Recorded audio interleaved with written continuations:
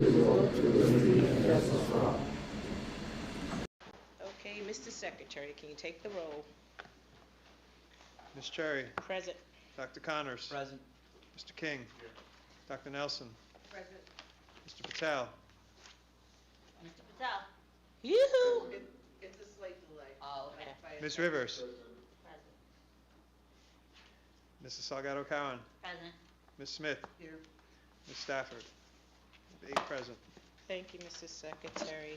Hereby be it known that the Piscataway Township Board of Education has complied with the notification requirements of the Open Public Act for the announcement of this meeting date and place on April the 19th, 2024 in the following manner.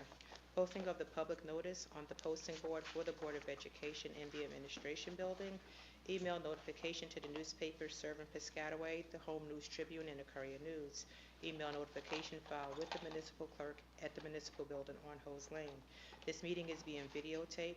The recording is not an official record or supplement to the minutes and is intended only as a source of information that the public might utilize at a later date to familiarize themselves with the board activities.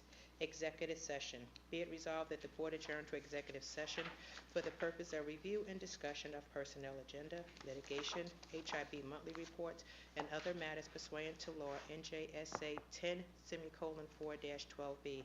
Can I have a motion? So moved. Can I have a second? All in favor? Aye. We're in executive session.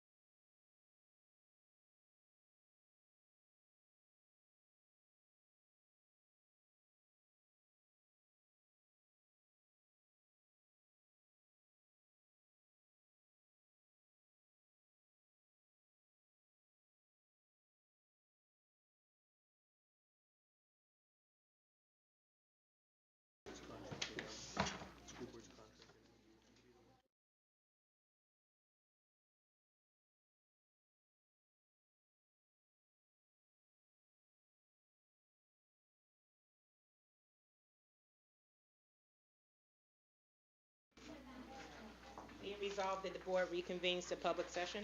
So moved. Have a second? Second. All in favor? Aye. Hi, good evening, everyone. Tonight, students, we have a presentation coming to us from Norwood Elementary School and highlights their peer mentors program. And here's their principal, Brian Volt, to tell us more about it. Good evening, and thank you to the board for having us here tonight. I'm Brian Voigt, principal at Norwood School. We have members of a special program that we started at Norwood last school year. It's our Peer Mentors program. It was started by Mrs. Terry Lynn Radigan, who's a learning consultant on our child study team. Also, Dr. Sarah Abudara, our counselor behaviorist. She could not be here tonight. We have a brief video to tell you a little bit more about the program, and then you'll hear from some of the peer mentors in their own words.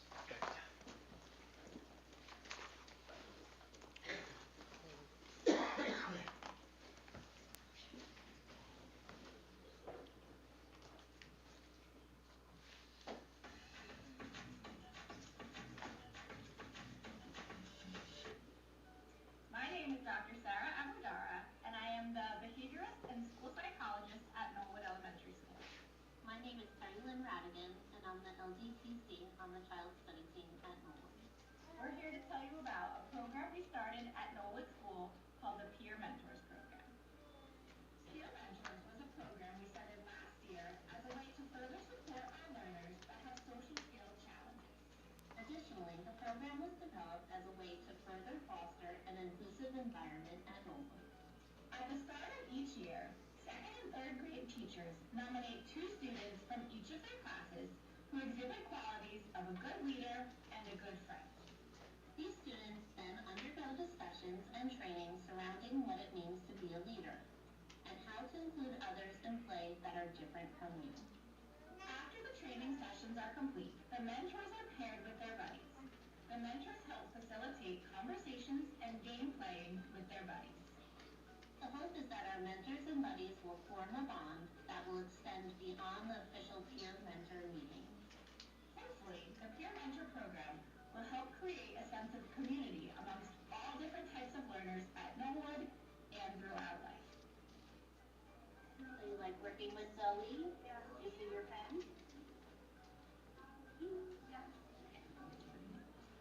Zoe, why do you like being a peer mentor? I like being a peer mentor because we get to spend time with our kids and have like lots of opportunities to play with people.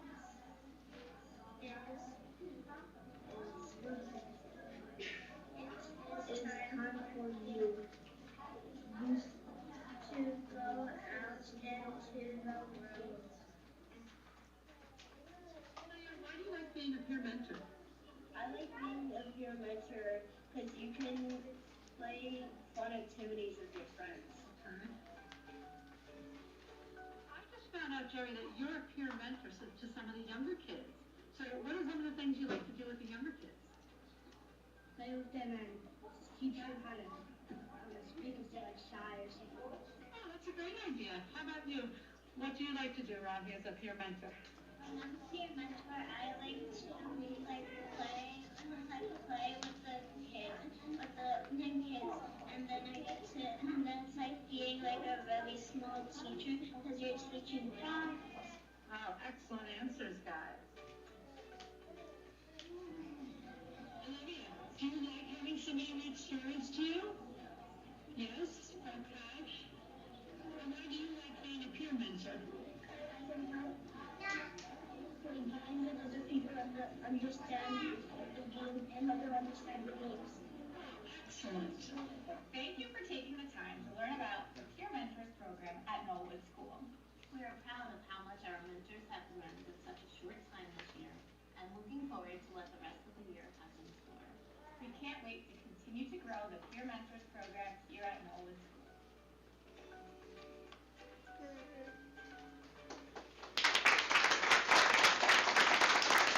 We have eight of our peer mentors are here with us this evening. So I'm going to ask our peer mentors if you're able to come up and join us, please. We're going to share a little bit more about the program, about what you like. Can you come stand in, we'll stand in front up here?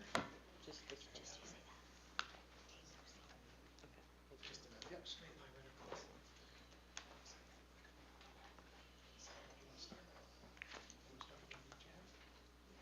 We're going to start with Zaire. Go ahead and introduce yourself, Zaire. My name is Zaire. I'm a second grader in Ms. Stefano's class and also a peer mentor. My favorite thing to do with my buddies is teach them strategies to play games and talk with them. My name is Jerry Delaney. I'm a first grader in Mrs. Zadorado's class. And I'm also a peer mentor.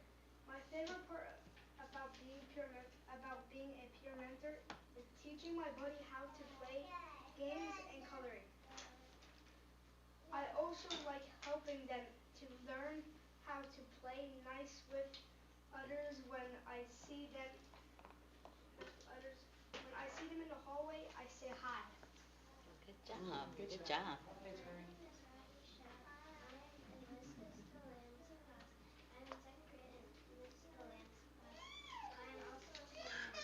As a peer mentor, I'm a leader because I help people who need help inside Norwood and outside Norwood always. Yeah, good job.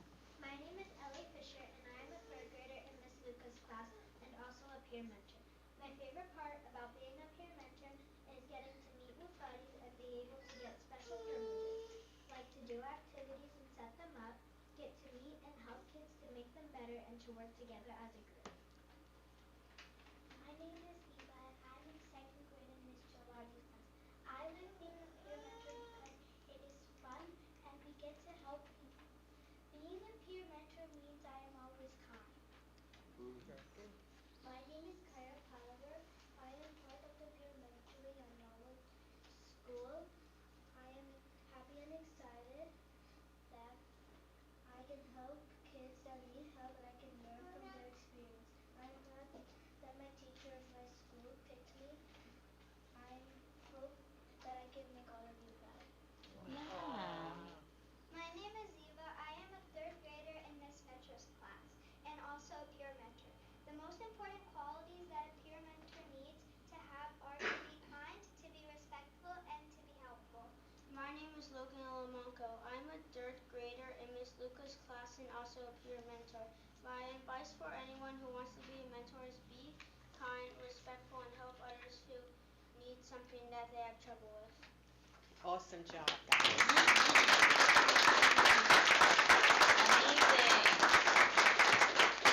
Well, one, I want to tell you how incredibly proud we are of you. Yes, we're proud, and you're shining like Piscataway students that you are. I'm going to come around to the front, and each one of you are going to receive a certificate with your name on it and today's date to tell you just how proud we are, and you'll get to have it at home, and you can put it on your wall. And when you get older, you'll be old like me, and you'll be like, oh, I remember when. But the thing is, you'll remember you started being a leader in a leadership role back in the peer mentor program.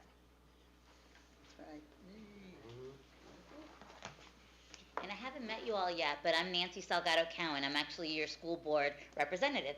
I'll be coming to some of your events this year. Okay? Do you all want to come forward and turn around so your parents could take pictures? Come Yes, on, they're all of you dying come to forward take your by the picture. come forward by the table and turn around. Okay, we'll let mom and dad take the pictures first, then we'll give you a certificate, then they'll take another picture. They have plenty of pictures.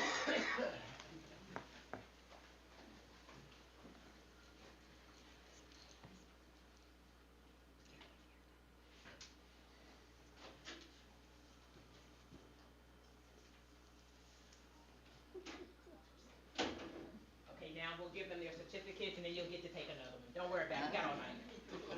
Rock stars. Yeah. So. Kyra Palawar. Yeah. Ziva Bott. Jerry Delaney. Logan Alamanco. Way to go. Ariana Fisher. Rahi Shah. All right. Zaire Woodard. Woohoo. And Eva Vitriana. All right. You gotta hold your certificate, so it's not in your face, hold it. Squeeze together a little bit, look over here. Squeeze in, there we go. Chantel, tell him to put the paper behind the certificate. Yeah. This is great. There we go. It's true, Mom, right? That's exactly right. Ready? Smile.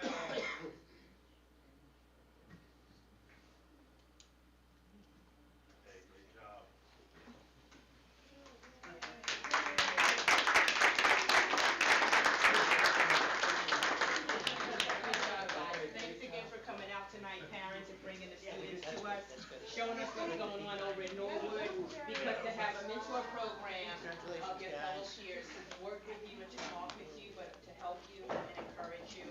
It's an incredible thing, but it also gets them to volunteer and put into leadership roles early in life, and hopefully they'll continue on that path. And thank you again for bringing them out, because I know some of them is past their bedtime, because I know you came up late, so we're gonna get you up out of here, but be safe getting home.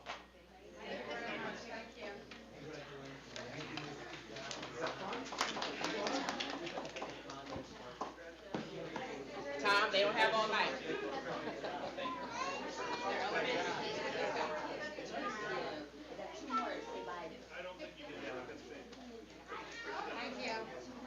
Jerry, great job.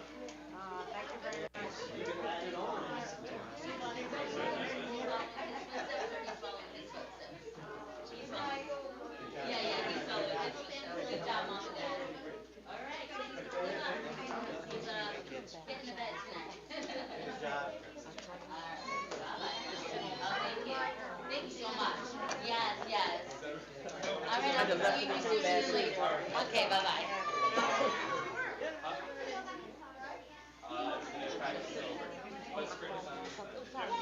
You're good. No, you're good. I was just running by. I'm good. I'm good. That was so invigorating.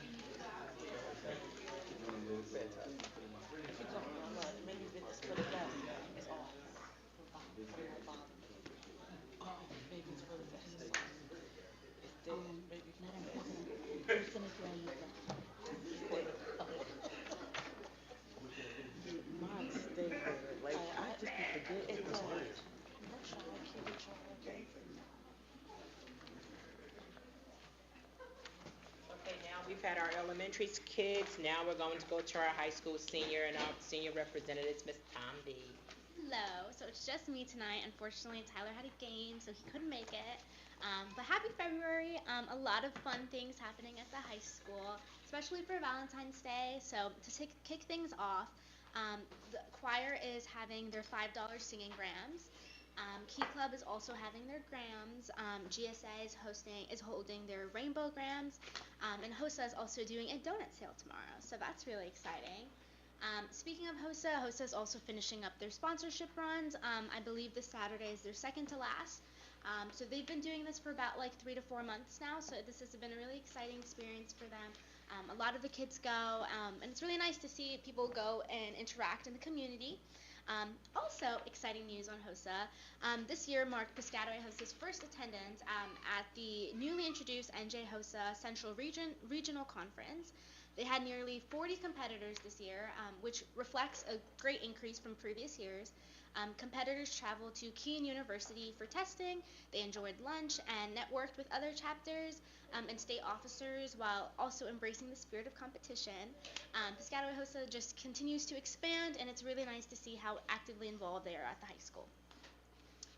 Moving away from HOSA, the Day of Dialogue Equity team here at the high school recently got approved for the No Hate in the Garden State proposal, which essentially is a proposal for the New Jersey Office of Attorney General, which is a competition. So that's really exciting. We are planning to implement our project, so that's something to be on the lookout. As well, right in center of the superintendent's report, you'll see SAD, which I'm actually the president of, so that's really exciting. So SAD, Students Against Destructive Decisions, is a new club here at the high school, and we have been collaborating with the Piscataway Police Department on the Safe Streets campaign, and we have a lot of exciting things coming up this month. So starting off this Wednesday was supposed to be our What to Do When Pulled Over event, in collaboration with the Safe Streets campaign.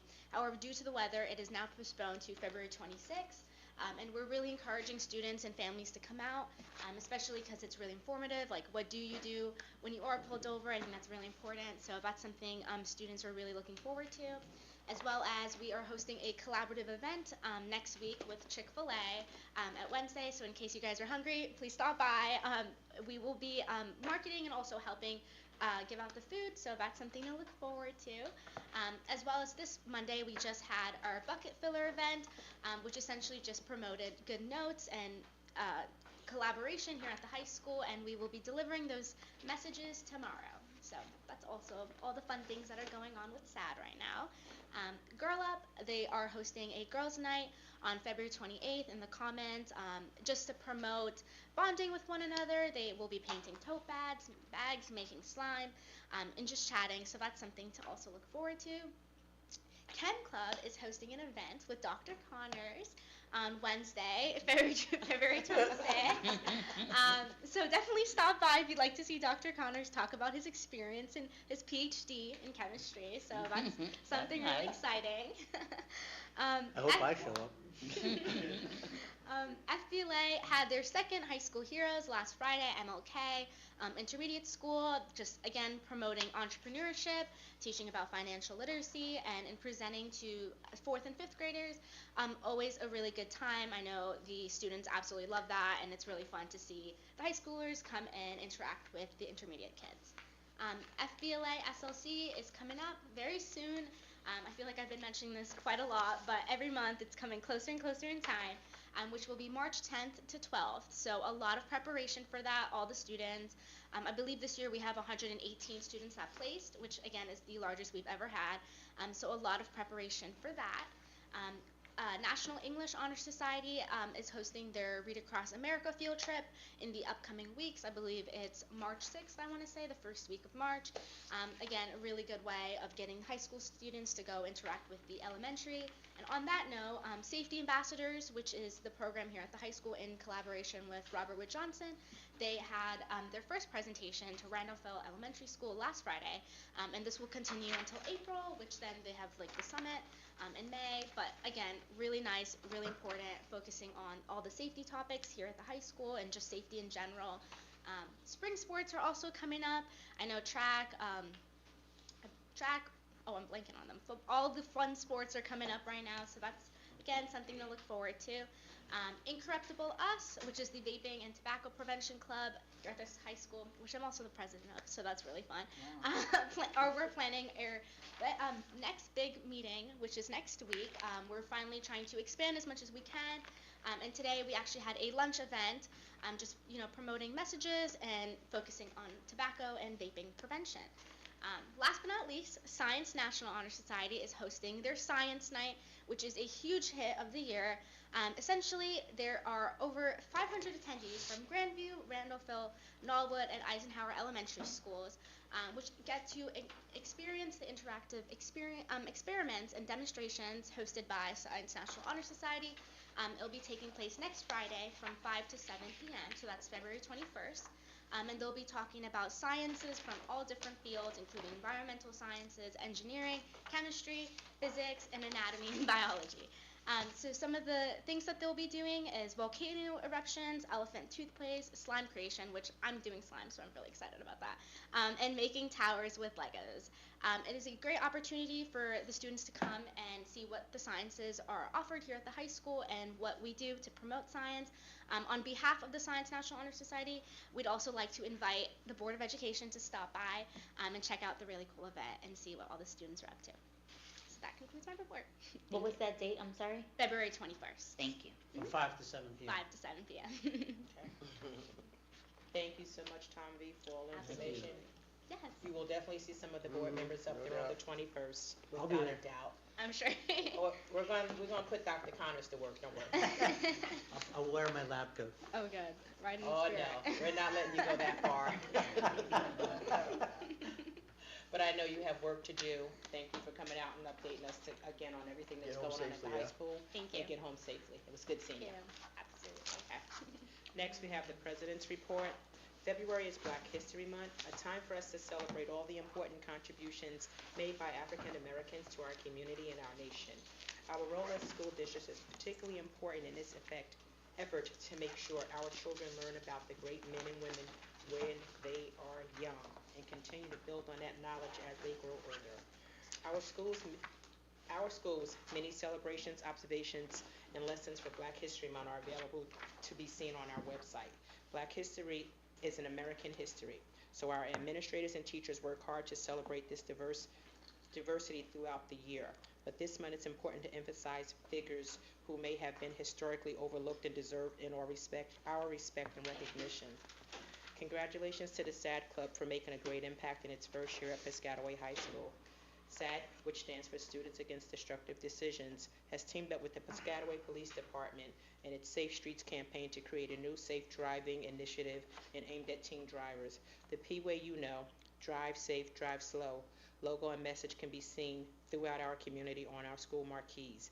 The SAD members have been at events to discuss road safety and are hosting police officers on February the 26th for a seminar aimed at teens and their parents about what to do if you are pulled over. These great efforts by SAD will help keep our young drivers safe when they are behind the wheel. I'm excited about the SAD program. With a house full of teenage drivers, because I still call them teenagers. It's very scary. I see some of the kids leaving the high school that scare me even more. But just to give them the reality of how 1 second can change their life forever, and that if they for some reason accidentally hit someone, unfortunately if a death was caused, and that they could be charged with vehicle manslaughter, would break my heart. So hopefully a lot of the students and their parents come out just to listen and see what they can learn, and try to encourage their students to slow down and take their time, and wherever they're going, it's okay to get there late, or they should have left yesterday. That's just my philosophy, and that's all I have for my Madam president's President, report. is there a Mothers Against Drunk Drivers group? Do we have one in Piscataway? I can't Because answer that, part of not the that I'm school- aware of, no. Something out of high school? No. Next on the agenda, we have the superintendent's report. All right, thank you very much. As always, check out our superintendent's report online at our superintendent's corner. This month highlights include our winter sports update. Rotary Club's fantastic. We appreciate their donations every year. They continue the tradition of giving our third graders dictionaries, and I know some of our kids, they say they still have them when they're in high school and beyond, so we really appreciate that partnership with the Rotary Club. Our PHS Science alumni coming back to speak to our current students, which was great, and many other school activities. So when you get a chance, please check that out. Yeah, it was thick. Yeah, it's nice. Yeah, and Black History Month and then Yeah. a sports update. So Mr. Miller's doing a fantastic job. He's got a big role tonight, so we're going to put him to work too tonight. So our district has taken many positive steps to communicate with our community, different languages, different ways. Our next step will be a change in our messaging system, which will have many different facets for families to be able to take advantage of, and ultimately a website change, which again will help the communication through our district. So here tonight to present an overview and what our next steps are is Mr. Gary Miller, Mr. John Bartroff, and then when they're done, we'll explain kind of what's next and what families should expect as the week and next week roll out. So Gary. Thank you. So yeah, some of you are aware already, but we wanted to formally introduce you to Parent Square. Yeah, there's a slide display up there. I got it. We're going to be launching this next week as our new district communication platform to keep staff and families informed and engaged.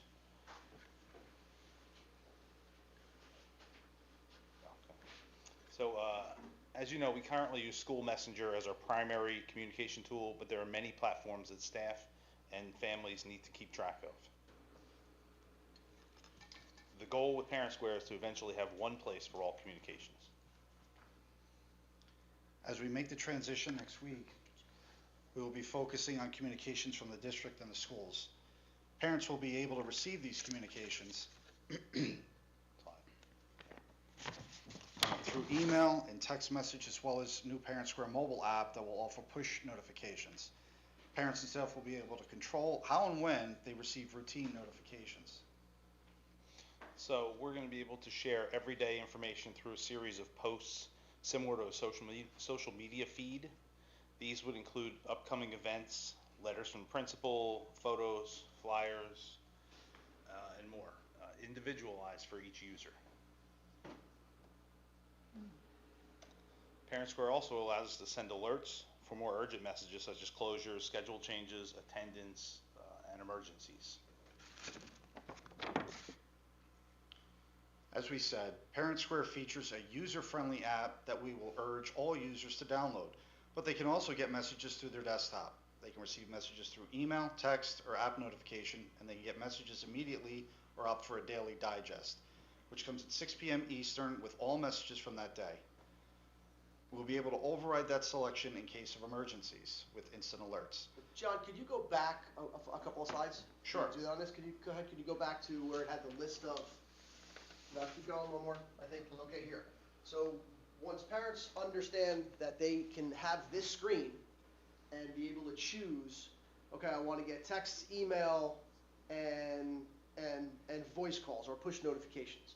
Like they'll be able to do whatever they want, all of these options, and really customize it to their liking. A lot of times, I'm not going to say complaints, but feedback that we get is we get too many phone calls, we get too many emails, so this will allow them to individualize how they receive it. A lot of parents want all of it. Give me all of it. But what happens is if we give too much, it gets to be where we don't even read it. Yep. Right? So some personalities would like that. They want to be able to read everything. But we want to make sure we can customize everything specifically to families so it meets their personality, number one. And number two, and they'll talk about it in a little bit, their language. Right? We have a lot of languages here. And this will interact with our website, have the app, and also the community. But the messaging system for safety and security reasons is fantastic. So I didn't mean to interrupt, but I really wanted to hit this screen so they could customize.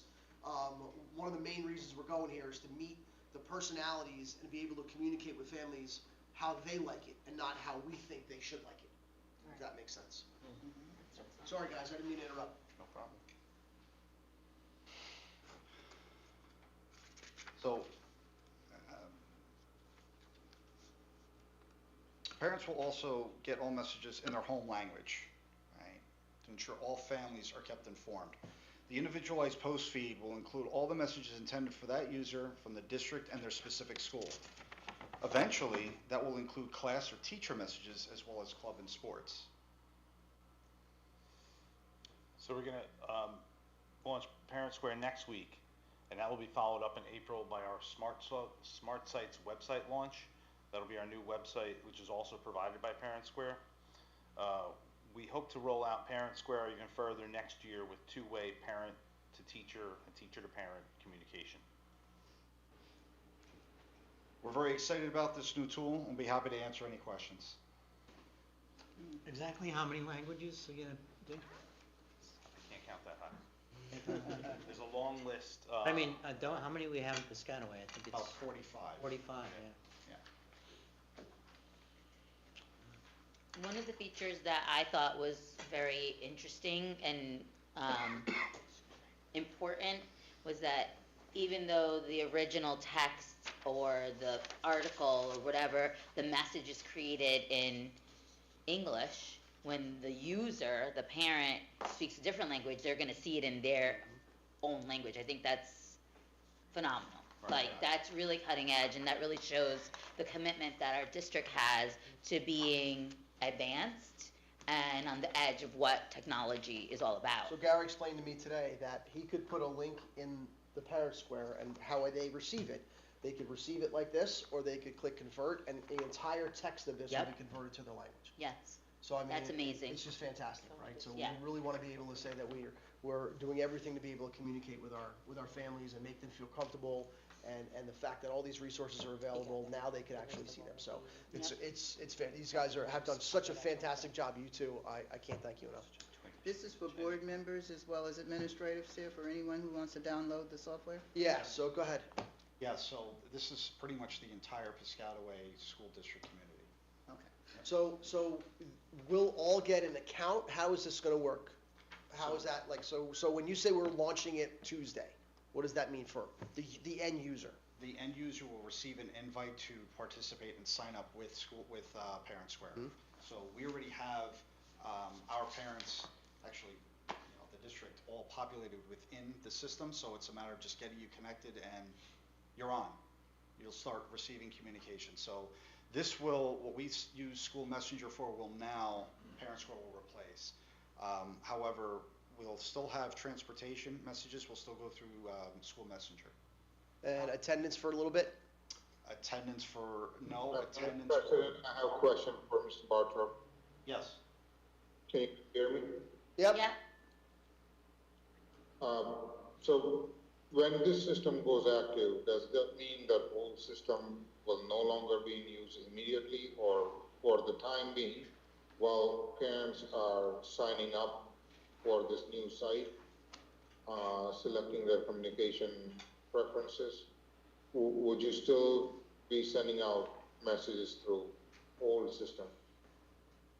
So for example, this week we had snow events, messages went out via email and phone. Would that still continue for a time being? We're gonna, when we switch to Parent Square, we're gonna just go to Parent Square, but it doesn't mean if you haven't signed up for an account that you won't get the messages. The emails and texts will still go to everyone, and those emails and texts will prompt them in there to sign up for the app. They'll get the messages whether they sign up or not, but it'll work better for them once they sign up. I think the superintendent asked about attendance before. You didn't get to finish that? Yes, attendance will go out through Parent Square. Okay, thank you. They'll still receive that. How will you keep track of the number of parents or people that register? Will there be an opt-out as well? Or is it, how are you gonna be able to say of our population of this many people that we're currently communicating with, in this first week, 10% signed up, 15%, because you're relying on them to sign up and register. So how are you going to make sure that the people? Yeah, we will get all that data feedback from our Parent Square hub. Okay. Like I said, whether anyone signs up or not, the emails will still go to them. It's just the email will then And prompt emergency them. calls as well, snow calls, if there's a, emergency at the school, something like that, it'll still go to them. Right. But they would not have customized it to receive it how they want it. I'm just saying, imagine them here Yeah. 2 months from now and say, well, we launched this on February 20th. Yeah, right. And it's been doing it for 2 months. We've only got 45 people that have actually read 45%. And they can break it down by school and Okay. things like that. Yes, we're able to obtain those analytics to be able to see that. Okay. I have a question. Schoology is gonna be housed in that too, or like Schoology- everything is gonna be housed into the Parent Square? So Schoology will continue to be used for communications, predominantly for teacher-parent communications, until we're ready to turn that piece on for classes. And then we will switch over the teacher-parent communications over to Parent Square. We don't see that happening, quickly. We want to make Now, sure the people are students will used still to. stay on Schoology, Mhm, have yep. access? And Schoology seesaw is the other the- grades. Schoology is the learning management system, so they're gonna be doing their classes, their courses, and communicating with their teachers through there, no matter what. Anything that would be outside of that would be some of the club activity, Yeah, I saw the building PTA basic- thing on there. Exactly, that you'll find more through Parent Square. Yeah, and when you see ultimately the website changeover That's and great. how the app works with that and all of this, it's seamless. It's really end user friendly, and something that takes the communication to another level. Yeah, How posts secure is through Parent Square will automatically populate onto the website, so. How secure is it in terms of cybersecurity? It's secure, and it follows FERPA law. From the CCCR vantage point, we had Gary and is in a part of our meetings, and so we had a really preview of this because that committee really tries to see how we can better communication, what are we doing with communication, so we kind of got a glimpse of what was going to be coming, and the parents that are in that committee really loved what was going to be coming in the future. And they were like, why can't we do it now? It takes time in education to get things done, we all know. So, just very small sampling of parents, but I can tell you that as a vantage point of, culture and climate and community, it is only gonna up our relatability, our engagement, being seen, just the knowing of all the things, and keeping it in one spot, or in one square. Well, it says Parent Square, but this has nothing to do with, the students have their own laptops and so on. Yeah. So they don't have access to this at all, or? There is an aspect of it called Student Square Right. that we're holding off on until. Oh, so there is a student square and, Yes, there is a student-to-teacher communication piece as well. cool. We're starting out with the district and school messages going out to parents. We're hoping to eventually roll to teacher, parent, Sounds and great. possibly teacher, student. How much does this cost? Mm. I don't remember. Dave can give you the exact figure. I just wanna know, I mean, you know, I know a ballpark. We vetted several proposals, I don't remember this one. but I mean, are we voting on this tonight, or is it No, already? we already, It's already this approved. is- Done. Started. This starts Tuesday. This is launching time. We're at the launch. You We're voted way for it. past- There's no stop, How there's much no is this? stopping this. Train is out One of of, the gate. one of the things, Dr. Connors, to also note is that Parent Square, which, you know, I could say on behalf of Gary and I, is that we have witnessed them evolve the feature set and really improve the product continuously, which is why we're very pleased with going with this as opposed to some of the other products that we've seen. You know, and today I was watching another webinar of more things to come that will help enhance this platform. So we're very excited with what we have rolling out now and what's coming, so. Yeah, and I know Gary's got the camera, but I think he should take a picture of both of you guys in those t-shirts with the same thing, because you look like identical, like, it looks great. No, great job, guys. I have another question. I know when Schoology came out for the parent portal, right, a lot of parents were like kinda Hesitant. it was very hesitant to log on because I was one of those parents, like, you know, I was in my daughter portal, I didn't know if I was in my portal, she was telling me to get out her portal, I was like in the school, the class, so this is this is just for parents, right, this is just for the. Right now. For right now, just for the Yes. parents, Yes. and, 54,000. I think someone did mention that, it took me a while to get onto Schoology because I was like hesitant of just doing the mix-up, but, you know, you said parents will be more seamless with this one with I the. think so, I think it's very user-friendly. Mhm. You'll get an invite and there's a big button right on there, so sign up, you know, start your account here. Okay. Click it and you log in and In the invitation, does it describe like what some of those benefits are? yes. Okay. Yes. Yeah, and it walks you right through, like if you wanna change, you can select, you wanna get everything by text, you wanna get everything by app, you don't want any emails. Or you want emails at the end of the day, you want text immediately, you know, it's very, But we can override any of that with safety and security stuff. yes, any emergencies, we will make sure, you know, we have settings where All, you yep, can override the. all, the every parent's way to preference. communicate, we will.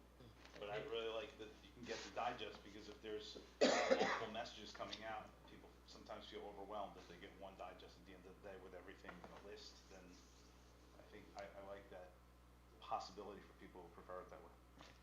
And to be transparent, the business administrator just told me it costs $54,000, so, many Per ways. year? that was for the first year, it First goes down to 43 in Thank the subsequent years. Thank Nice job, gentlemen. Thank You're also, Thank yeah. you, thank you all, and you all have your buttons and stickers. Yes. you. Yes, I have mine on already. Help you spread the word about parents. I'm a techie girl. To help Spread you the word. We're communicating it. Yeah. Spread the word. Thank you, guys. To continue with the communication and equity and all things that we try to do to help families feel comfortable, our district takes every effort to ensure that we deliver as many experiences as possible for students, for staff, for families. We recently completed a district equity audit, and here to share some of those pieces of information and data we collected is Dr. Alex Gray. He has a few slides, right? We're going to try to get through them tonight, sometime tonight. I was joking with him before, so we'll see. But no, really great information, and what we do with that information is going to be really important. So, Alex. Thank you, Dr. Nelly. Ms. Pongrass just asked me how long is my presentation. I said it's a few more slides than the Parent Square, but we're gonna try to move through them pretty quickly. I want to start off, and I hadn't planned on doing this, but I received something in inner office mail this afternoon. It reads, Dr. Gray, thank you for organizing the lesson led by the high school students. It was a great presentation, and the material was engaging and accessible for our students. All students were included and involved. It was a great experience for all. Thank you. This is from, Tanvi mentioned the FBLA had a high school heroes program, and so I work with junior achievement in our FBLA to coordinate that program. And to the point where when she said every student, 4th and 5th grader at King School, and we also did it in Arbor early in the year, every class has high school students presenting to them. This note of thanks that arrived today came from two of our special ed self-contained classes where we have high school heroes for those classes as well. And we changed the curriculum, we put additional students in there, and they have special training, and that was a custom note of thanks, unprompted, because that's what this is all about. Making sure that when we have programming, when we have activities, that we're doing the best job that we can to include everyone, regardless of their background or their experiences. And so I'm going to briefly go through the overview and timeline, the measures and demographics, celebrations, areas for improvement, and some general universal recommendations, as well as some next steps. Just as an overview, for those who are not aware, the equity audit is a very comprehensive process that we've undergone, and I'll go through the timeline in a moment that brings us to today, but it basically captured information from these four stakeholders, and that'll resonate throughout the presentation: students, families, faculty and staff, and leaders. This process began mid-2023, where we administered surveys, and I'll show the survey participant data in a moment. It went into October, where Dr. Lenise Stevenson came to a board meeting and gave the preliminary findings, presented that, and then we engaged in some policy and practice review, focus groups and interviews, the qualitative component, and then the final data analysis, which led to the end of 2024, us receiving the final report. And so this is a summation of that. Alex, I don't want to blow up any of your information that you're going to give, but we really wanted to try to get to the root of, are we equitable in every aspect of our district? So not only do we offer equitable courses and do we have representation, but are our athletics and activities equitable? Is our lunch offerings equitable? Are policies equitable? So part of this process was to review all of those. And with the expertise that Lenise had, she was able to identify good parts and bad parts, or bad's the wrong word, but areas of improvement in all of these areas. So that's why you see policy and practice review, right? Are policies equitable, right? Are some outdated where we have to update them, things like that. So I didn't mean to interrupt, but I think it's important for that kind of breadth of what we did here. Yes, and no problem at all. And the final report is close to 200 pages. So this is a very, very condensed version of some more universal themes. You guys were supposed to read it before you got here. So these are like universal themes that will come out of universal celebrations for the groups, universal areas for improvement, and then we will drill down at another point by school in terms of what this means for each school, for each demographic group. But again, just keep in mind that this is a close to 200-page document that has been condensed to provide some universal feedback. So for the newer board members, because I pulled this folder before I came here, so what you're saying is that this November 2nd, 2023, that woman presented here about this, so this is a year later of what the findings were, is that what? Correct. Okay. Yeah, Correct. So this is a culmination summation of the final report. All right, got it. All right.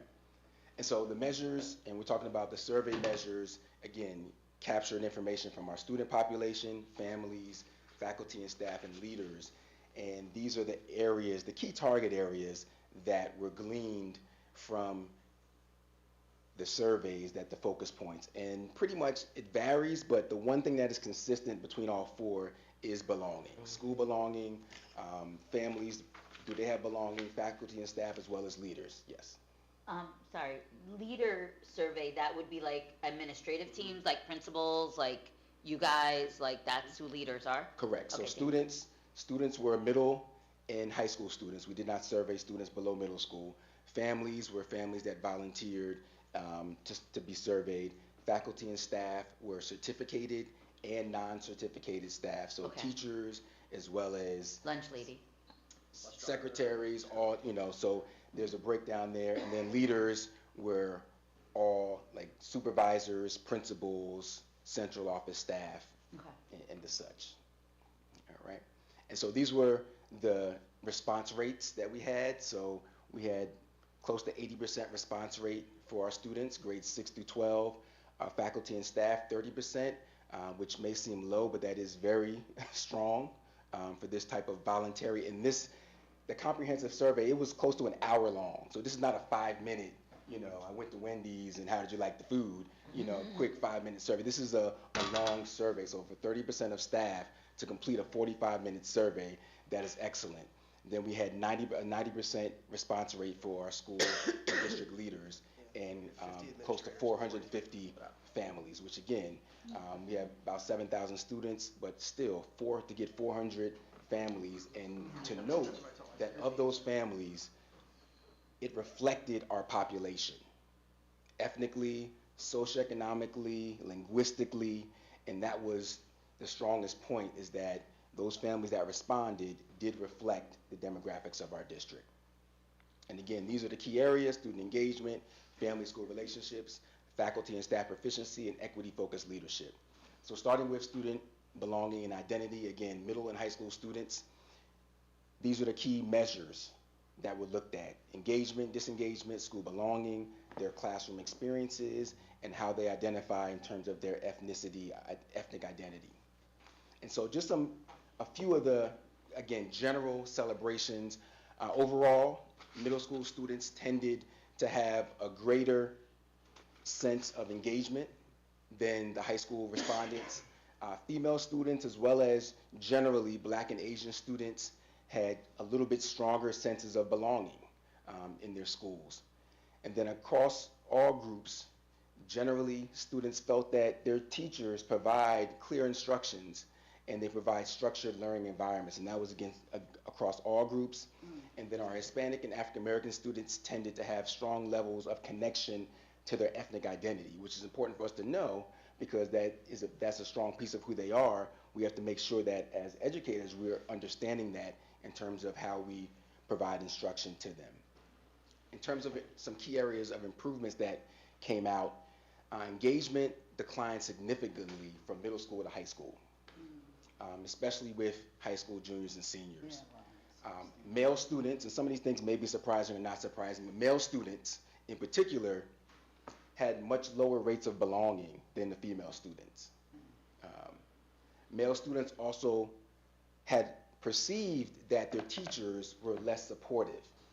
And again, we say perceived, doesn't mean that they were less supportive or are less supportive to the male students, but male students perceive them to be that way, to support the female students more than the male students. And finally, again, generally, high school students reported lower engagement in terms of their ethnic identity than their middle school counterparts. So overall, stemming from the students, they tend to thrive more when we foster inclusive environments, when we celebrate diversity, we have strong connections to them, and we provide equitable access. So our students have equitable access as their peers to resources. It's a better environment for our students. So again, some key points from our family and school relationships. These were the key areas that were measured in terms of in communication, which is a big piece that we just focused on with Parent Square, school engagement, barriers, institutional and personal, belonging, as well as ethnic identity as well for families. And so some of the celebrations, the things that came out strong in a positive way, families generally perceived that their students were engaged, all right, academically motivated. And so they perceive that it's a good environment and a good engaging environment for their children. They also felt that their children have a strong sense of belonging. So families, and that's, as a parent, that is comforting to know. You want your child to feel like they belong when they leave you for school, and our families feel that. They also feel that they have a sense of belonging. So not only do their children, they feel that their children have belonging, but they feel like they belong in our school community generally. Yes. This might be a silly question, but these parents that came forward to do the survey are generally parents who volunteer, correct? Their parents that volunteer, correct. Right, so like, Yeah. so, okay, that's all I'll But say there's about also, that. there's also a lot of areas of improvement as well. Okay. So it's not all celebration Oh, okay, for fine, families. fine. So, I'm like, some people like course to we should respond to surveys so they can gripe and tell you what they don't like Oh, about things okay, as okay, well. okay. So it's not all celebrations for any other respondents. So you account for Okay. like negative perceptions besides the other. There's areas of improvement for every Yeah, category negative perception. and celebrations for every category. Okay. Yeah. We start with the good. Right. Yeah. I always start with the good. And so some of the areas of improvement, family engagement. Again, some of this is not surprising. Engagement decreases. And the one thing I want to note for the student survey, we only surveyed middle school and high school students, so we don't know how our K3s or our 4 or 5 students feel. But for the family surveys, it was pre-K-12. So we have data to break down for how K3 families felt, how 4 or 5 families felt, how middle school families felt. So I just wanted to clarify that this is for K-12, the family responses. Also, busy schedules and workload stress. And workload stress is the stress of their children, the workload on their children tend to be barriers. There was some concerns there about the amount of workload. And that was not just high school, but across the board. There's concerns, about just the workload or how much time they have to spend on homework. And then finally, communication. And so Parent Square is right in line with some of the concerns about communication, because sometimes districts look for what is the one way we can communicate with our families. And there is no one way. And the data showed that it varies. There are all different ways that parents want to be communicated with. And so Parent Square is a direct response to answering that concern, addressing that concern that there is no one way. We're allowing now parents to choose how they want to receive communication. Yes, Dr. Nelson. Dr. Gray, in the busy schedule of number 2, Yes. could student workload stress also include like students who work? So there's less engagement with their family plus their schoolwork. Yes. So the stress level is high for those students who are working and going to school.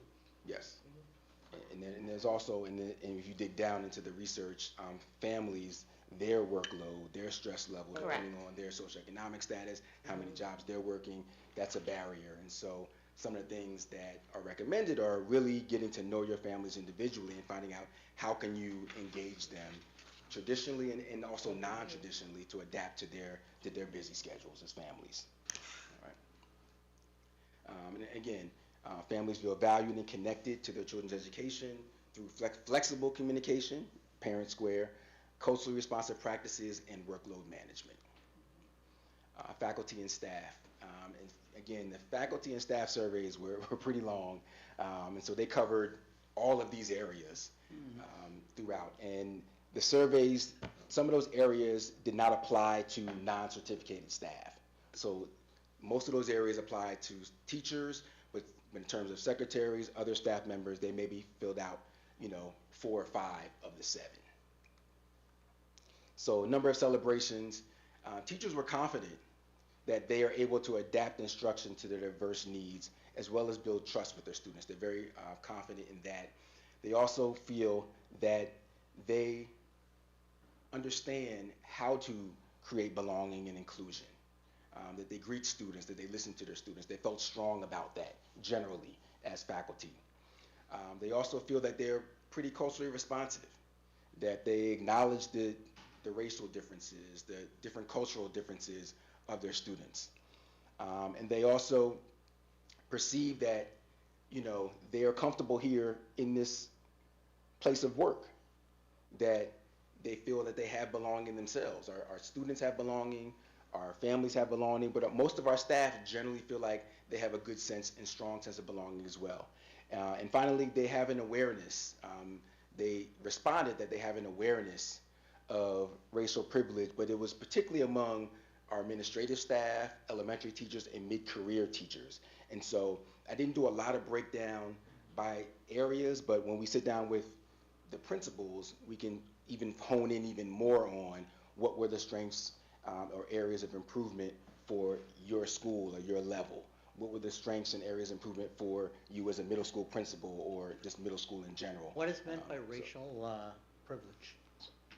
Awareness of racial privilege, understanding that some people have greater privilege based on their race, just like, or based on, just like some people have greater privilege based on their socioeconomic status, things like that. Male So or female. Yeah, Come to school with gender. different So situations just that give understanding you a, that, a better or worse start. hmm so just having an awareness that there is privilege, and there's different kinds of privilege, and some people acknowledge that, some people don't want to acknowledge that. But it's important to acknowledge, particularly when we're dealing with students and families from all different backgrounds, to understand that there are certain privileges, and what does that mean when we're interacting with others that may be different than us. Did you have a question? You have a question, Dr. Nelson? No, I was just going to make a comment because I was just thinking about greeting students by their name, especially like in Piscataway. There's so much diversity. It's important that teachers learn their name. I'll be at home like spelling it out phonetically, Right. so I can like pronounce it correctly. You know, That means a because lot. that means That's a so lot. important. That means you took the time to learn me and call me, so you're respecting who I am. But you see me as an individual. Individual, and not exactly. And like being sloppy, like whatever your name is, Yeah. you know. Students will engage more and work even harder Right. when you take something as simple as getting to know their name right. Yeah. That means a lot for kids. We all know that we like our names said properly. That's right. That's right. I will not make that mistake again. Yes, Miss. Coward. Coward. I would not make that mistake. A few areas of improvement for faculty, high school teachers and late career educators. And so one of the measures also, when they looked at staff, they looked at your tenure. So Right. there's a breakdown even for how newer teachers thought, mid-career, late career. So Oh, there's that's a what that lot of means. different. Mid-career is like, Yes. okay, like Ye- the your 30s, years. 40s. Yes. So there's a lot of different layers to this. Again, I'm giving you the surface, but if you want to read that 200-page report, you can look at how people have responded based on their race, how people responded based on their gender, how people responded based on the level that they taught, how K-3 or pre-K teachers responded, and how new teachers responded versus 25, 30 year tenure teachers responded. And so that's when I dropped a few of those in there. And so there's a weaker sense of belonging for those teachers. And then there were lower perceptions. So students from upper grades and underrepresented groups had a different type of perception, a lower perception of support. And so that's an area of improvement. We don't, and you have to drill down and see why, but that was what came out, that teacher support was not as strong for students in higher grades as well as from underrepresented groups. All right. And then finally, across all grade levels, staff or teachers responded and reported that they had lower confidence in providing culturally responsive teaching strategies, and more of the structural.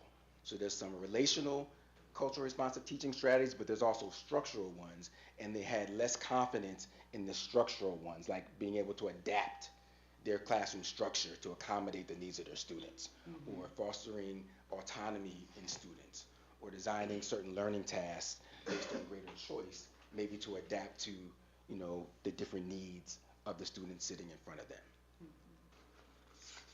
And so when we equip faculty and staff effectively, and structure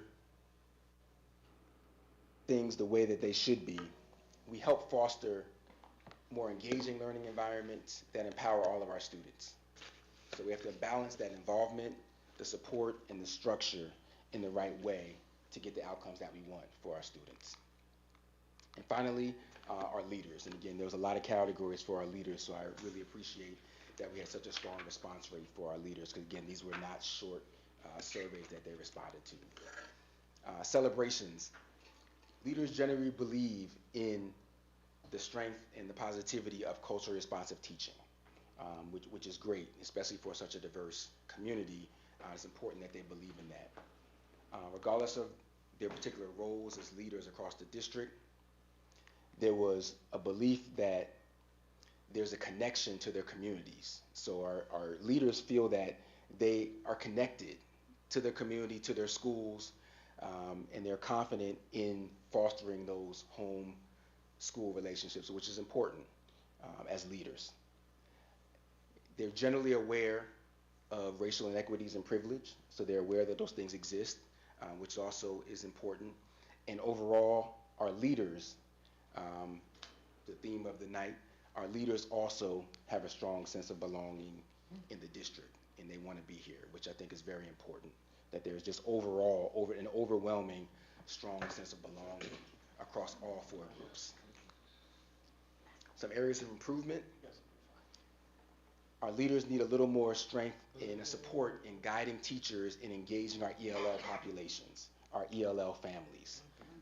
I'm sure they want to be able to, but they just don't know how. Right. And so we need to support them on that. Also in addressing assessment biases, and it may not be something that's pervasive, but there are some biases in terms of assessments. Absolutely. And so we need to be able to recognize that and support leaders in helping address that, as well as helping their teachers provide culturally inclusive classrooms, so that all students, when they walk in and when they're in instruction, that it's customized for the varied needs and the varied backgrounds of the students. Additionally, in observing their teachers, they realize that teachers need support in integrating real life experiences into the classroom. So, which is important for kids. They like to know that you know the latest songs and know what's going on and things like that. They don't want you to act like them, but they want to know that you're aware of what they're dealing with as teenagers. And so there's some support that leaders need to be able to provide teachers in providing that. Yes. Well, I'm glad you mentioned, equity in teaching and instruction, but where are we as a district in having teachers reflect the diversity of our students? We're still working on it. Yes, we're working on that. How is it so? I know. And that's Are we here? Are we there? It's a work in Yeah, and progress. It's not and a level. Yes. It's not a level. And it's tough because it's not an overnight thing, because we don't roll over our entire staff every year to be able, it's a longer process. Because there's to attrition, help, right? So. We don't have, fortunately, we're not a district with a lot of turnover. Right. Some districts have heavy turnover. We have, because our staff has a strong sense of belonging and want to be here, which is a great thing. We don't have maybe the turnover that some districts have, but we can take steps, continue to take steps, as I know Ms. Pongratz has. I just want people to know that for years we've been trying, in terms of recruiting, to make this, the best we So possibly Tom, can. just to give you a little bit of an answer, if we look at the last 2 hiring years, we're probably at about a 50% minority rate, which is great, right? What we struggle in now more than the minorities is finding East Indian teachers, right? Which makes up most of our population. Correct. So Colleen is working on a report that will be able to give you a little bit of a focus of where we are, but just those 2 little bits of information help out. We're very conscious of it, trying to make our staff resemble our students. Yeah, no, I'm aware of that. I'm just asking Yeah, in the sense yeah. that I know So there's a it's teacher like Alex said, shortage and it's we're difficult. but I'm just saying. we're moving along every year. We're doing a better job. But what I'm hearing him say is that the stronger Right. effort has to be put on the leadership to continually keep up with Yeah. the changing ethnicities of the student body Yeah. and the changing cultural contemporary conditions and what's going on with them. It's not only the students and their cultural norms that are changing, it's the teachers that have to put in, the leaders that have to put in the effort to keep up with them, because the students are coming and going, and those things are continually Yeah, changing. right, to build that And foundation, the right, leadership you're is exactly probably pretty stagnant. So the effort has to be put on them, to the leadership, that level, to maintain the contemporary, what's going on in the world. Yeah, and that's And that's hard sometimes as you're more stable and you're more. And that's a big piece to the study is both looking at hiring, but also what are we doing with the staff that's here? Exactly, Are we right, because helping they're gonna them? pretty much stay, and they're not gonna change So, over them. there's always gonna Said be, it much more eloquently than I was trying to say. there's always Never gonna mind be more, eloquence, we just wanna get it No, done. but you said it. there's always gonna be existing staff. But That's what I was just thinking. So there's always going to be more existing staff than new staff. Right, exactly. And so while you're trying to diversify staff, you can't ignore what are we doing to keep the current staff up Correct. to speed on the trends, on the cultures, on the nuances of the population. Correct. To make sure that they're, regardless of what their background is, because I say this often, none of us understands all of us. That's correct. So no matter who, as a black man, I don't understand all of the backgrounds of our community. So it's nice that I'm a black man in this community and I guess I represent diversity, but I still have to constantly educate myself on all of the many backgrounds in this community to which I don't come from, and I'm Correct. unaware. So anytime we're hiring, whoever we hire, everyone is going to have to continually be made more culturally responsive. Right. Correct. Right.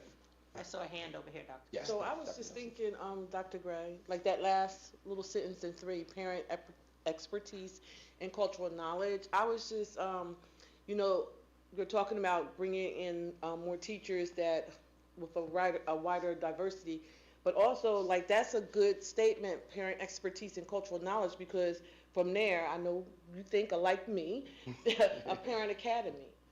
And as things develop, they be responsible for pushing out some PD on a volunteer basis. This way you're not spending a lot of money out of district money because they're helping the community. They are part of the community, and that's the engagement, Yeah. the For those building of us engagement. who work with our families So when regularly, we have our next CCR meeting, you can definitely bring that up. We'll talk about it. we do have a wealth of knowledge in our parent Within the community, we were talking wealth about of that. knowledge, and some of the things that help us grow as educators, it's not the pedagogy or Right. the instruction, it's understanding the students that are sitting in front of us. Exactly. And a parent does not have to have even a college degree Right. to Right. help educate us about a particular background, about Exactly. traditions, about cultural norms, about values, about religion, about all these things. And so that is an often untapped resource Right. in our community. And so it's there for an area of improvement, because as leaders, it's incumbent upon us to help our teachers understand how to appropriately tap into, doesn't mean every day a parent's in your room replacing instruction, but there are definitely opportunities throughout any given year where we need to do a better job of tapping into the parent resources Right. that are right there in front of us. So I'm gonna give you my vision. Okay. Okay. No. I get my pen out supposed to be to take getting notes. I know, but from his vision, I'm jumping onto it. So let's say the Super Saturday, where teachers present PD to the community, and where the community presents PD to teachers and other families. This way, everyone's learning. It's a large community engagement. If it's very successful, I'm sure you'll do it the next year. And I just think that that's something that could be done. Everything Bridget that Diversity Saturday. right. See? All right. All right, let's do it. So we're gonna We talk. got a lot of work to do. We're gonna We set got up a a lot time to talk. and Yes. We're gonna, because I can't be in the meeting, but y'all gonna plug me in. there you don't go. worry. There you go. Okay. Yeah. You know, we're So I'm wrapping up. We read that, but just If about we at, let you. at the end. That's right. Wrapping up. I know you may have a few more questions. These are just some universal, and again, there is a tremendous list of recommendations if you read through that 200-page document. Very specific recommendations, but here are some just universal recommendations. Enhance professional development on culturally responsive teaching, inclusive communication and representation, which again, Parent Square is really hitting on that. Supporting marginalized groups and understanding who our marginalized groups are. They're not always just the ones that we think. There are a variety of marginalized groups that we may not realize are marginalized groups, and it may vary by school. It may vary by grade band. Focusing on student, and I put in parentheses, and family transitions. So we know that engagement for students and even for parents tends to wane as students get older. There's the strongest in preschool and the least in high school. Correct. And so we talk about transitioning our students. Let's be mindful of transitioning families. Because if we get families on board, then we'll get the students on board. So we have to consider, are we working hard to transition our families, or do we focus sometimes more on just transitioning the students? And then building strong relationships, and that means a lot of things. Student, staff, staff, family, staff, leader. There's all these relationships need to be strengthened. And then just ongoing monitoring and adaptation. And that word adaptation, realizing that I've been here 25 years, and this community has changed in those 25 years. And if I dig deeper back to as a student growing up here, it's changed even more over the course of I'm not even going to say how many years I've been a part of this community. So we have to continually monitor and adapt as our community adapts to meet the needs of our community. And a few quick next steps. It's called a public-facing document that we want to have so that we know not many of us are going to read 200 pages. So I want to work with Dr. Stevenson to create a public-facing document, and working with Dr. Ranelli as well, to capture this in a way that's digestible for our community and not too much and too complicated, but they can glean the key points from this audit. Also, meeting with principals individually to share their school data so they can look at what things are pertinent to them for their building, their students, their staff. Focusing on improvement and recommendations that align with our school and district goals. This whole report, we kept in mind along the way, what are the goals here at Piscataway? What does our new strategic plan say? And this aligns to that. And we want to focus on those areas that align with what our community has deemed to be important. And finally, continue, and I didn't say start, but continue, because we're already doing many of these things to support our school and district initiatives that already promote belonging and equity for all of these stakeholder groups. We're fortunate that we're not starting. Some districts have to start this work. We are not starting. We're continuing the work that has already begun.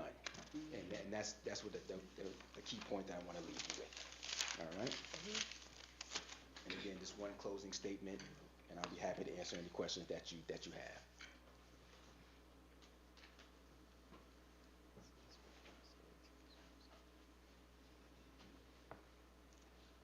Can I get a copy of the slides, please, sent to my email? Thank you very much. Yes. I'm willing to read the 200 pages. Okay.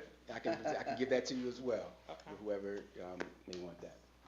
Yes. With the one statement on there that they said about the males feeling they didn't belong, I know we don't have a way to specifically identify the males, but I'm trying to think, how could we take 50 strong and try to get some more support into the male population?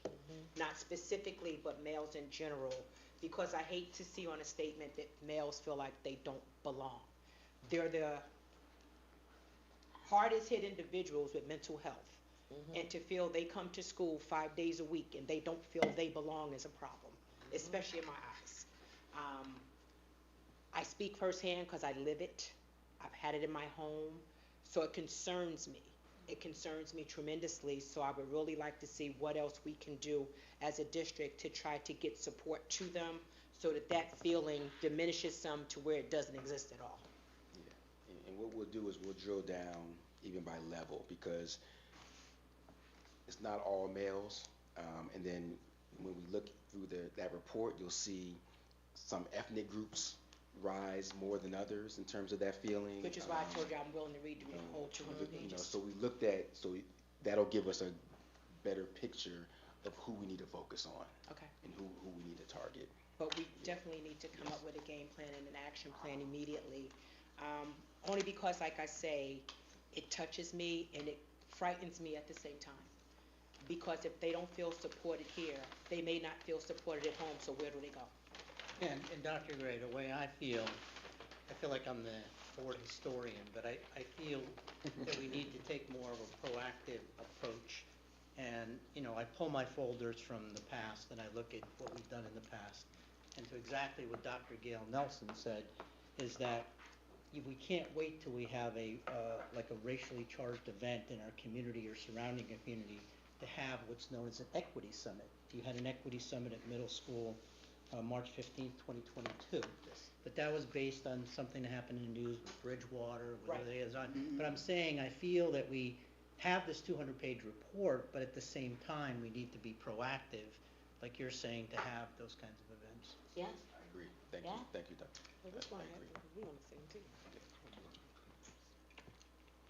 Well, I'll Thank tell you. you what I Yeah. told them on a side note. Being teachers would have to come on a Saturday. I was thinking, what if we could plug out a little bit of time on a teacher inclusion day where they're here and they're doing trainings, and the training would be the parents giving them the trainings, and it could be at every school or different levels at different schools. But I think that would be the ideal date that we could capture. Right, because teachers are already here. They're already here, because I know if you come to me as a teacher and tell me, hey, you want me to come on a Saturday, I might not, but if I'm already here, well, that's you. But if I'm already here, and I'm already here for learning, and don't Right. know what I'm coming in to learn, and I can actually have a parent come in and teach me something about their culture that I'm clueless about, but I won't acknowledge that I'm clueless about it, but I walk away from there a brighter person, a better understanding of that culture, then it's a win-win situation. Absolutely. But I do want to say this, for real, teachers will come out on a Saturday. I didn't say they wouldn't, I but know, I'm just, I know, yeah, I know what yeah. you're saying though, because we are overworked, but to come out, like if you have groups of teachers working on something and they're really about that business, they're gonna come out. Because that's gonna be special to them. It's gonna be like, I can take my time, I can get things together, you know? They don't feel like they're under a microphone and I'm not being Exactly. judged. I'm free Exactly. to speak freely, talk, Mhm. engage. Just showing your best self, Yeah. your best practices. Dr. Gray, thank you very much. We Thank you. appreciate Thank it. you. Thank you. Thanks. Thank you. Thank you, Dr. Gray. Mr. Patel, Thank you, Mr. Patel. next we'll have personnel, labor relations, Ms. Nancy Salgado Cowan. Cowan. Thank you, everybody. Thank you, everybody. And she's my oldest friend here. I met her. She's my oldest friend here, okay. All right. Be it resolved that the following motions identified as A through F be approved as presented. Mr. Secretary, can you take the roll? Dr. Connors? Yes. Mr. King? Yes. Dr. Nelson? Yes. Mr. Patel? Abstain Ms. Rivers? from A all. Yes. But it's A through F, so. Yeah. Abstain, He's abstaining. abstain among all. Ms. Rivers? Yes. Ms. Smith? Yes. Mrs. Salgado Cowan? Yes. Ms. Cherry? Yes. Motion's carried. Committee reports. All committees have a report here, so we're going to start off with fiscal planning and operations. The Fiscal Planning and Operations Committee met on Wednesday, February 5th, to discuss the 2025 and 26 budget, capital projects, and more. On the 2025-2026 budget, the committee reviewed the preliminary budget draft information worksheet. The committee discussed the proposed tax levy, state aid, and major expense categories.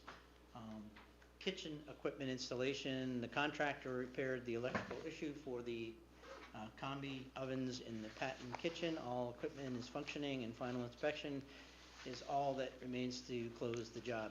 Facility capital projects, Piscataway High School Media Center and acoustical upgrade projects. Contractor walkthroughs were held for both project bids and were open on February 11th with the expectation for the contract award on February 13th. Piscataway High School woodshop dust collection, the structural steel supports were installed, the dust collection unit is awaiting installation. There are several change orders for the remodeling of storage spaces and replacement of the electrical panel. Piscataway High School intercom clock system, the district administration is reviewing the updated Piscataway High School building survey prior to scheduling walkthroughs with interested contractors. The district plans to solicit quotes for the work during February 2025, award a contract in March, and complete the project in the summer of 2025. So this would be to upgrade that whole system, and I think that also includes public announcement capabilities through the whole high school complex. So energy savings improvement program, which is called ESIP. The final payment applications are on the February 13th board meeting agenda for approval. That's tonight. This will officially close the project, but the relationship with Honeywell will remain as we process rebate applications and monitor performance. Solar panels, Spiesel Architect has begun work on the Quibbletown roof replacement specifications. Talva Energy has prepared a scope of work for replacement of the solar panels at Piscataway High School in Quibbletown. Walkthroughs were held at Piscataway High School in Kanakamack with the roofing manufacturer. Kanakamack and Shore have some solar panels that will be expiring in June 2025, and roof warranties are expected as well. Mr. Oliveira is considering a plan to bid out the removal of the Piscataway High School solar panels this summer to address the immediate concerns. A new schedule will be discussed to include solar panel replacements and roof work at the high school, Quibbletown, Kanakamack, and Shore. Food services, lunch participation remains above prior year with a 17% increase in meals served, while breakfast participation has experienced a 113% increase in meals served. Reimbursable meal revenue is up 39%. Advocate completed a site visit and shared their findings with Mascios and the business administrator.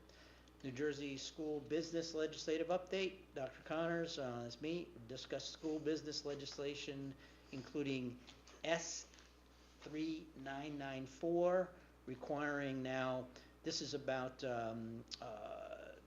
school board candidate elections, requiring 25 signatures for the nominating petitions instead of the 10 and that have been required in the past.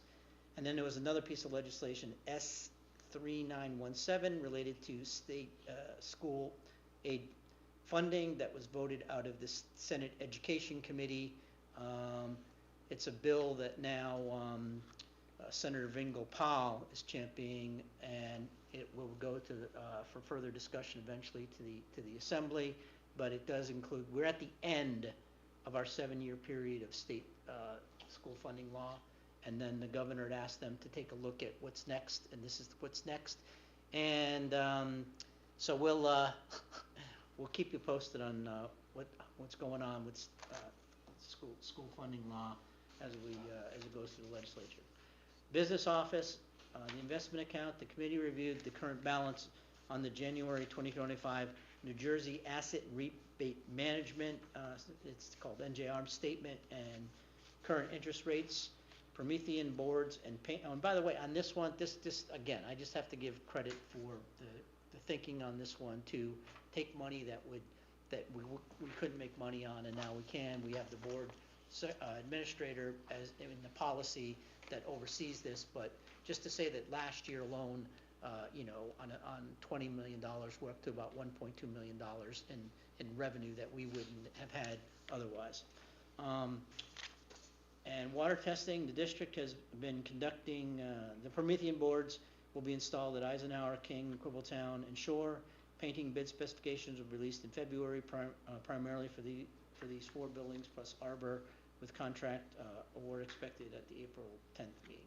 Water testing, the district's been conducting water testing for lead in accordance with the state mandates to occur every 3 years. Results will be posted and letters will be sent to school communities that have leads and exceedance of the threshold.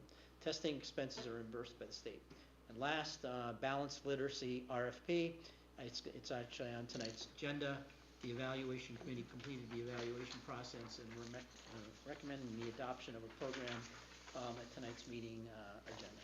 And that's my report. Thank you, Dr. Connors. Policy and Legislative, Mrs. Smith. The Policy and Legislative Committee met on Monday, January 27, 2025, to discuss policy updates and state legislative action. Mr. Rubin reported that the administration presently sees no need for a standalone policy on cell phone use, as it is currently being managed appropriately at building level. The committee reviewed and approved to be placed on the Board of Education agenda for first reading updates to the following policies and regulations to reflect recent changes to the Uniform Memorandum of agreement with the Piscataway Police Department. They are as follows. P 5512, harassment, intimidation, and bullying. R 5533, student smoking. PNR 7441, electronic surveillance in school buildings and on school grounds. PNR 9320, cooperation with law enforcement agencies. P 8500, food service. The committee discussed and approved for first reading by the board a recommendation from the administration to revise policy 5120, assignment of students to delete the following sentence. Every effort will be made to continue a student in the same elementary school once the student has been enrolled in that elementary school. At Mr. Rubin's recommendation, the committee deferred consideration on the following policies pending further review by the administration and reconsideration by the committee at a future meeting. These policies that were deferred were P 5111, eligibility at resident/non-resident students, eligibility of resident/non-resident students, P 5460, high school graduation, P 5516, use of electronic communication devices, P 5701, academic integrity, P 5710, student grievance, P 9163, spectator code of conduct for interscholastic events. With respect to policy 9163 in particular, the committee suggested that the administration seek the coaches' input on what they believe constitutes unacceptable behavior at their team's events. Mr. Rubin updated the committee on pending bill increasing the number of signatures required for nominating petitions. The committee discussed the need for clear protocols for district staff concerning federal immigration enforcement activity. Mr. Rubin reported that procedures already have been developed based on current guidance from the New Jersey Department of Education, which will be reviewed and modified as necessary to reflect any additional guidance from state authorities. And that's our report for the month. Thank you, Ms. Madam President, I just have one question. Go for And it. in the assignment of students in policy 5120, I know that that sentence was taken out, but in the next paragraph, it mentions that the superintendent shall assign incoming transfer students to the school in their attendance area of the residence area, provided the district school or class size requirements. So is the class size requirement a separate document, or is it a So for elementary school, you have a policy not to go over 25 without Okay. me having to take some steps. right? And the other grades are range. So why wouldn't we reference our policy under class size? Can we reference the class size policy in that policy? Can you reference one policy in another? Is that necessary? You want to? Do you want to? I mean, we spend a lot of time in the past on Creating it. class size as an issue, and I think that we, to be more transparent, we should put the policy on, about class size in the policy. Which one is it, which one? 5120 and The first one, third okay. paragraph. Yeah, gotcha. We'll check it out, Dr. Connors. Thank you. I have a question with Dr. Connors too, when that sentence being striked out too. What is the rationale for that In this policy? in this policy? Rationale for what? For why is it being, making every effort, you're taking it out? So if somebody moves into an area for Knollwood, but there's no room in any of the classes, we have to assign them to another building. So instead of going over the policy that has the class size limit, Right. we have the capability, or really you're giving, the policy is giving us the leeway to assign them to another building until a spot opens up in that building. And Loretta, that's why I'm asking to put that policy in there, because it adds more clarity to like why we're doing this. The reason why I was asking is that because also too, maybe a child has been at a school for so long and then something happens for a reason they have to move like in a year and they have to go to a different I school. think that policy, though, I don't have it in front of me, I think it's about the assignment when they move in. When they move in. Only when they move in. Yeah, Okay. yeah, there's other policies that talk to that. Okay, That's not this that's one. why, okay, thank you. So just to clarify I know we're not at the agenda yet, but 5120's on here for first reading. Yes. Does it want to be removed or pending Yeah, pending the addition. insertion of a reference to the class size I guess policy, that's or removed. what's the? Verbiage. I think that if Dr. Tomer, not Dr. Thomas, Dr. Cowan? Dr. Cowan, yeah, no, Dr. Tom Connors is suggesting to add certain language, then it would have to go to first reading again, wouldn't it? Right. At the next meeting? Right. Is that the way that works? Not necessarily, no, you can make changes between first, the purpose of first reading is to give people a first look and an opportunity to, because if you're making major changes to a policy, that's one thing, but if you're just tweaking it here or there, which I would consider this to be, Okay. I think that could be done between first and second reading, but, so nothing gets lost in translation, I'm gonna ask Dr. Connors if you could send me an email just spelling out exactly what your suggestion is, so we Okay. don't lose anything in I mean, just reference, it said school, reference that policy.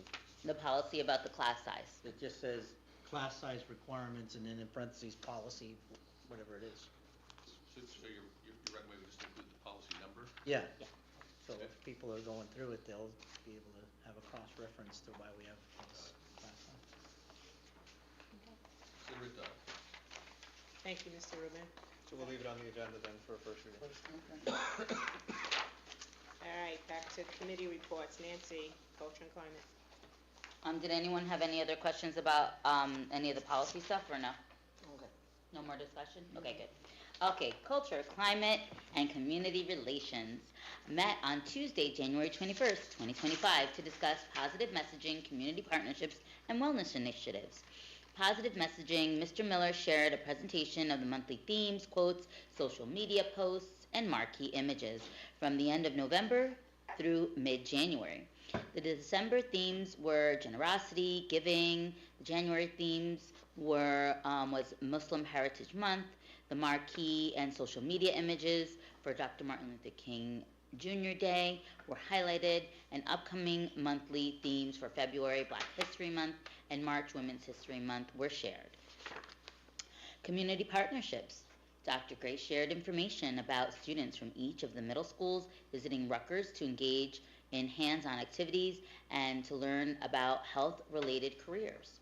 The National Society of Black Engineer and Minority Engineer Educational Task Club is progressing well at the high school, and the Junior Achievement Future Business Leaders of America at the High School Heroes program took place February 7th at MLK. I think it's been mentioned a couple times today.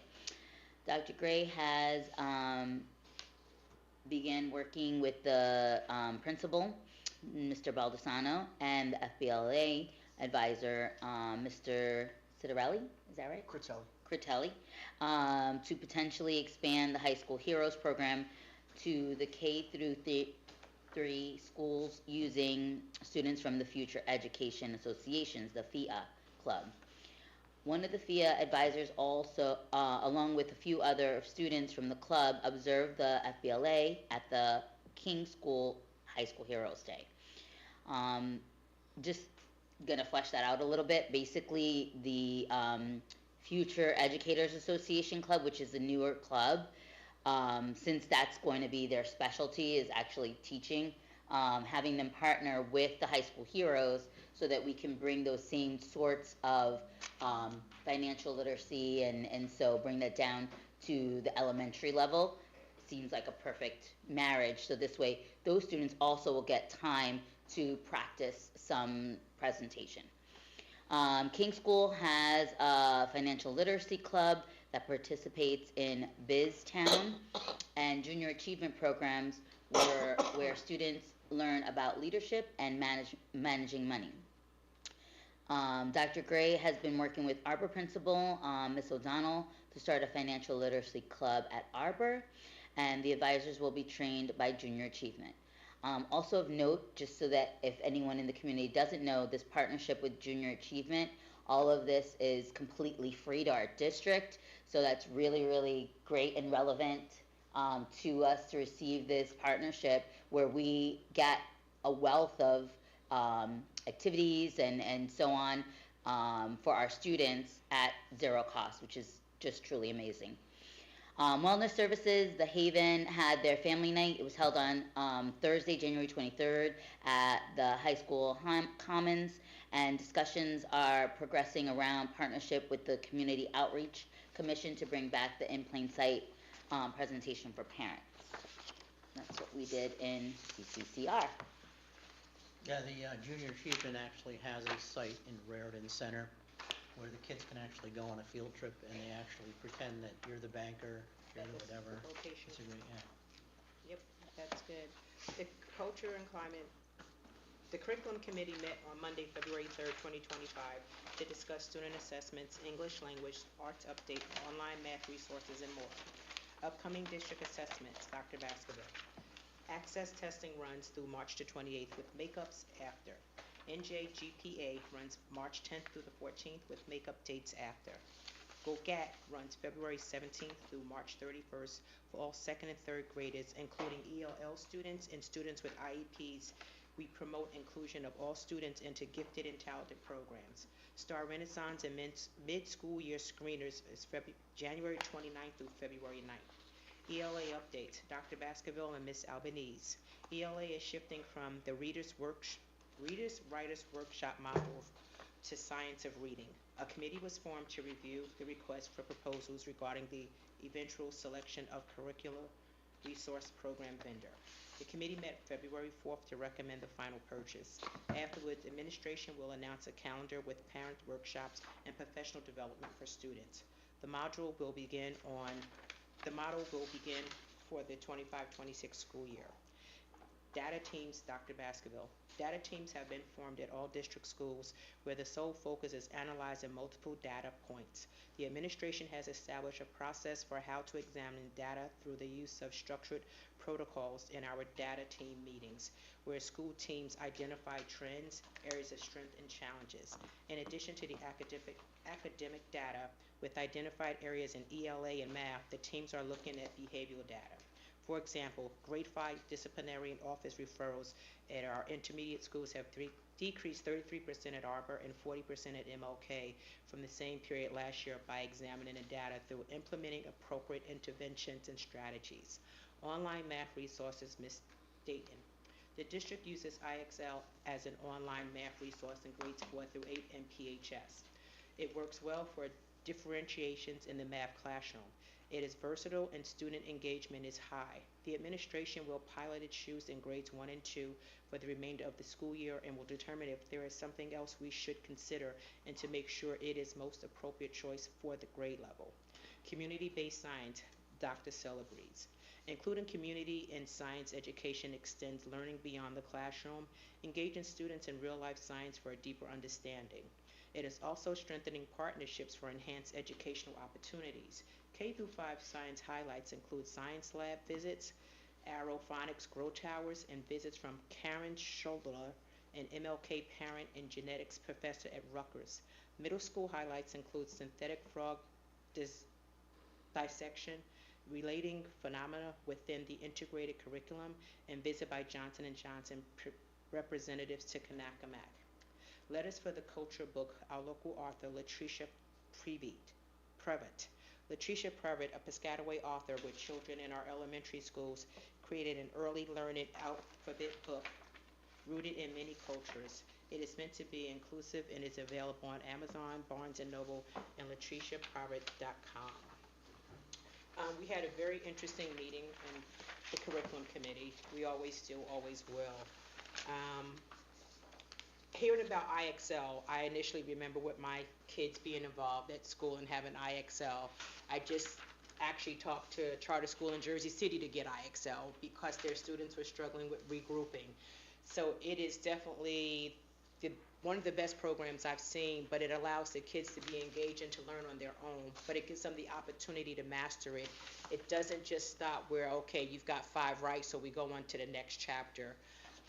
The things that we do in curriculum amaze me sometimes, but Dr. B's leadership there and his initiative to always be proactive and moving forward and always looking at the unsung hero in classrooms or who are not identified, like this testing we're doing for the IEP students.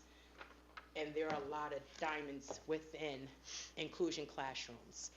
This is going to give them the opportunity to shine. I say that wholeheartedly because I have kids who were in IEPs, who were inclusion classrooms, and they're now shining throughout the high school and in college. So if they're given the opportunity or given a voice of their own to voice what they know and how they know it, not just be put into a square and say, you've got to figure it out from the square, we'd be amazed at what we will see them achieve. And that concludes what we did in curriculum. Looking forward to our next meeting. Next on the agenda, we have approval of our minutes. Ms. Loretta Rivers. Yes, be resolved that the following minutes be approved as submitted. The reorganization meeting, January 2nd, 2025, and the executive session, January 2nd, 2025. Second. Mr. He Patel said said second. second. Oh. All in favor? Aye. Okay. And also be resolved that the following minutes be approved as submitted. The business meeting, January 9th, 2025, and the executive session, January 9th, 2025. Second? All in favor? Aye. One more. Be it resolved that the following minutes be approved as submitted. Our special meeting on January 28th, 2025. Motion? Second. All in favor? Aye. And that concludes. All right, Mr. Patel, we got you. Public comments from the floor. Being I see no one sitting in the public comments, I'm going to open public comments. Can I have a motion? Motion. Can I have a second? Second. All in favor? Aye. Okay, I have a motion to close public comments. Motion? Motion. Second? Second. All in favor? Aye. Okay, fiscal planning and operations, Dr. Connors. Be resolved, following motions identified as items A through M be approved as presented. Second? Mr. Secretary, can you take the roll?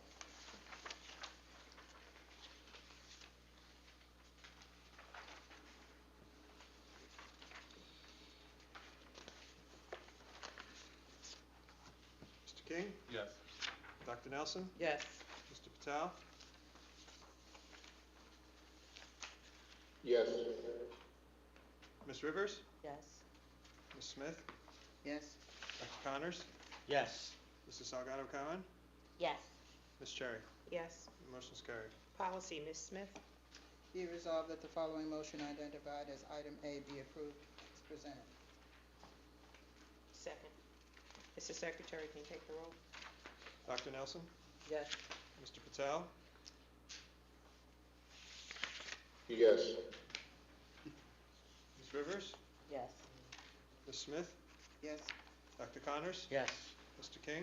Yes. Mrs. Salgado Cowan? Yes. Ms. Cherry? Yes. Motion carries. Colleen, will Mr. Patel be able to move this or no? He has a... Yeah. Curriculum, Mr. Patel?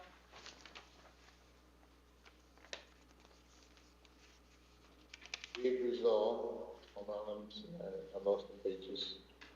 Be it resolved that the following motion identified item A be approved as presented. Second? Mr. Secretary, can you take the roll? Is there one, is this the one? I thought it was the next one, Tom. Okay, all right. Mr. Patel? Yes. Ms. Rivers? Yes. Ms. Smith? Yes. Dr. Connors? Yes. Mr. King? Yes. Dr. Nelson? Yes. Mrs. Salgado Cowan? Yes. Ms. Cherry? Yes. Motion carries. Ms. Nelson?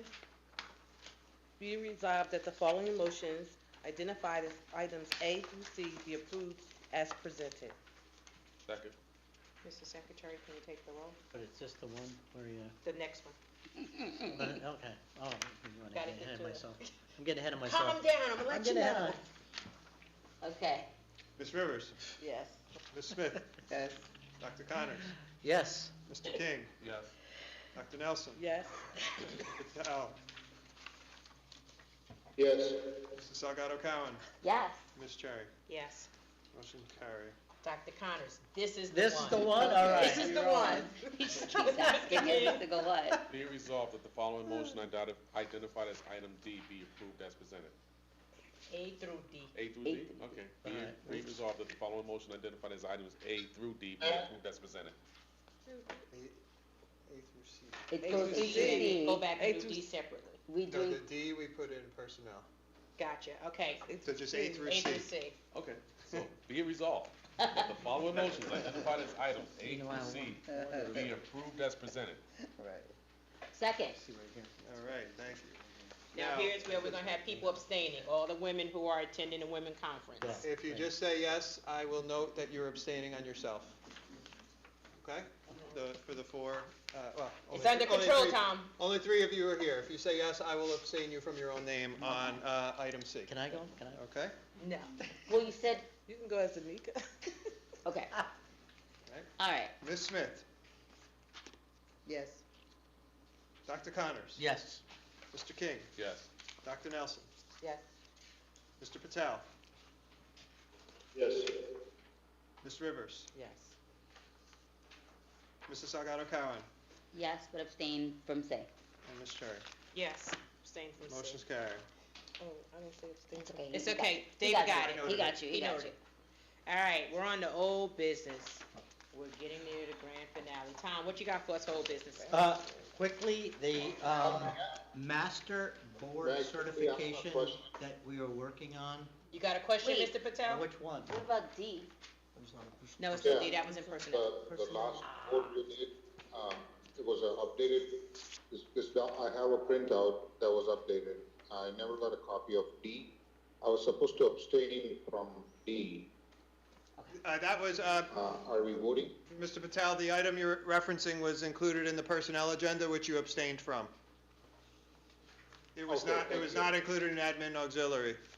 Wanted to make sure, yes, I needed to abstain from that. Okay. thank you. Yes, you're okay.